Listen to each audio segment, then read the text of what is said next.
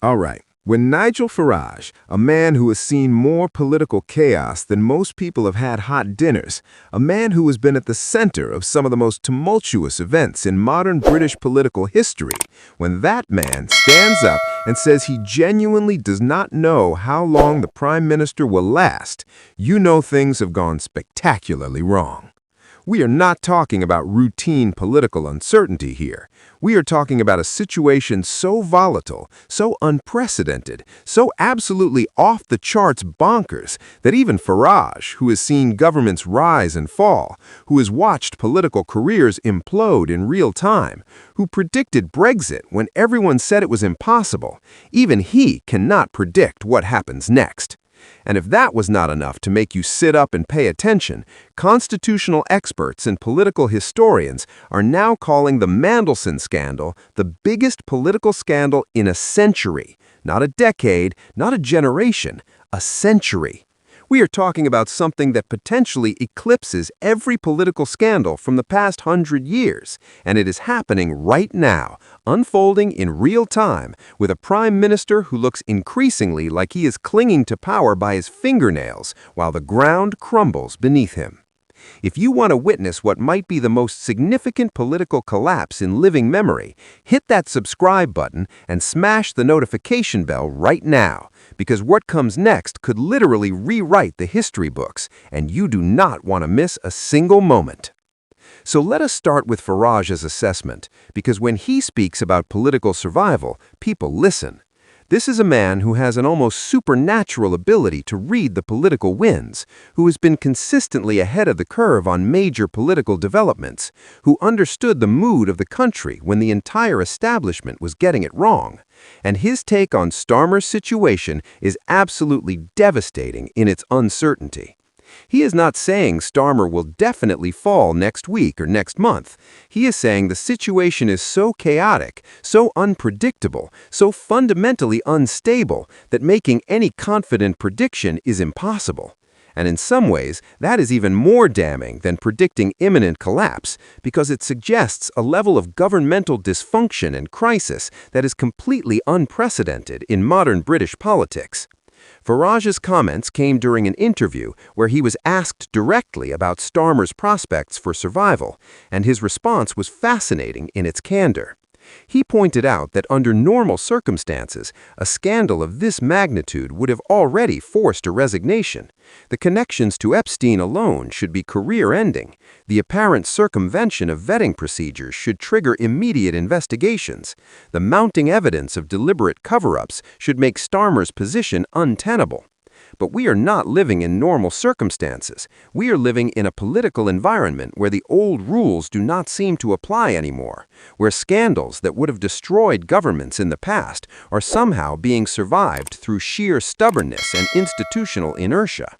So Farage genuinely does not know whether Starmer will be gone in days or whether he will somehow cling on for months, and that uncertainty itself is a damning indictment of how broken our political system has become. Now let us talk about why this is being called the biggest scandal in a century, because that is not hyperbole or political spin. That is the considered assessment of people who have studied British political history in exhaustive detail. We are talking about historians and constitutional experts who have examined every major scandal from the past 100 years, from Profumo to the expenses scandal to the various crises that have brought down governments, and they are saying that what we are witnessing now potentially eclipses all of them. The reason is not just the severity of the individual elements, though those are bad enough. It's the combination of factors and the implications for how our democracy functions. You've got a prime minister who campaigned on integrity, appointing someone with alleged connections to one of the most notorious criminals in modern history.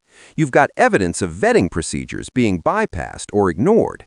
You've got apparent cover-ups and deliberate obstruction of legitimate scrutiny.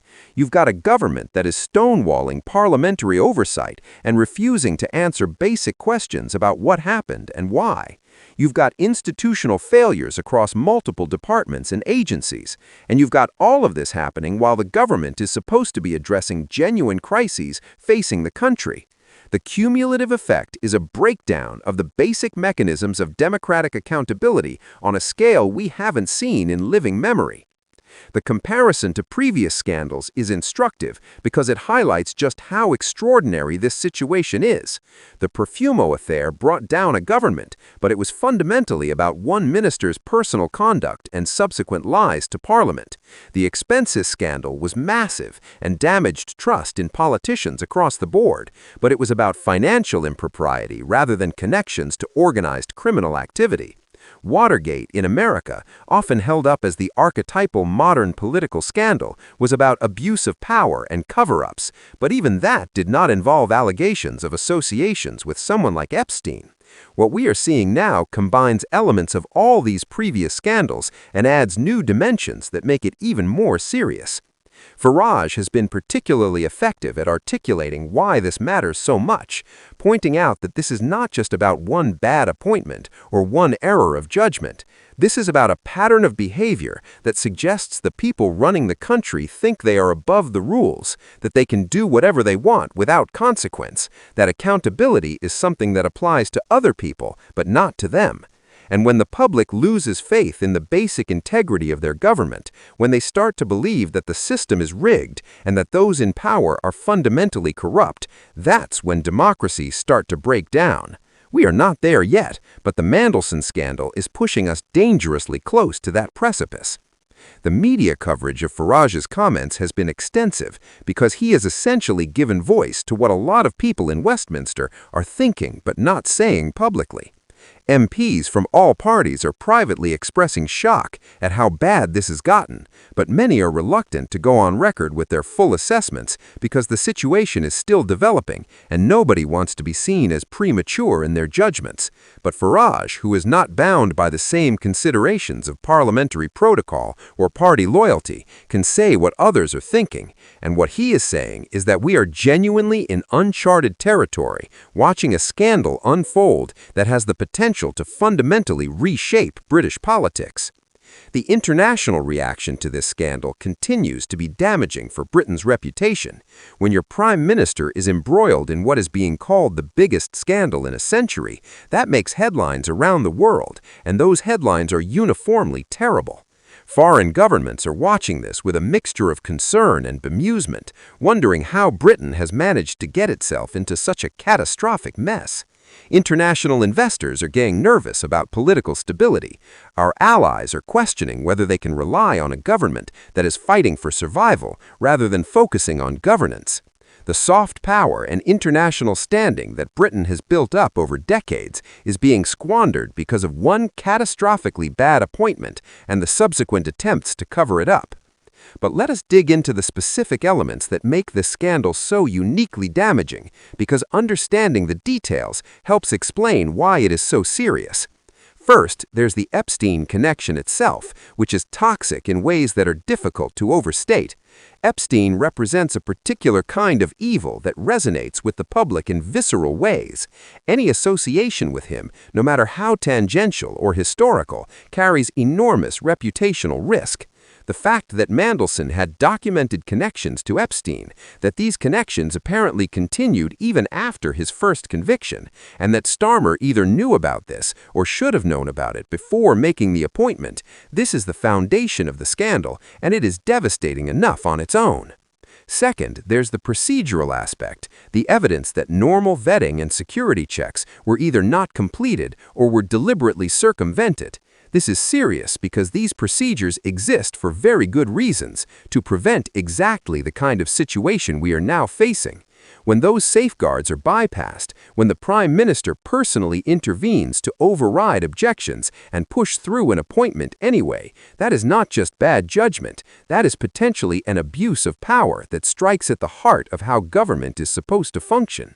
It suggests that Starmer believes the rules do not apply to himself, that he can make decisions based on personal preference or political calculation without regard for proper process or institutional safeguards.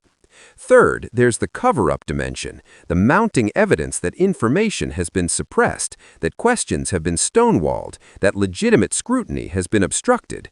This is what transforms a scandal from being merely damaging into being potentially terminal, because it suggests consciousness of guilt and a willingness to subvert democratic accountability to avoid consequences. The cover-up is often worse than the crime, and in this case, the cover-up is looking increasingly systematic and deliberate, which makes it exponentially more serious. Fourth, there's the hypocrisy angle, which is particularly galling to the public. Starmer built his entire political brand on being the ethical alternative, the man who would restore integrity to government, the leader who would never tolerate the kind of behavior that characterized previous administrations. Every speech he gave about accountability, every attack he made on conservative corruption, every promise he made about transparent governance, all of it now looks like cynical positioning rather than genuine principle. The public hates hypocrisy, and this scandal has exposed Starmer as potentially the biggest hypocrite in British politics. Farage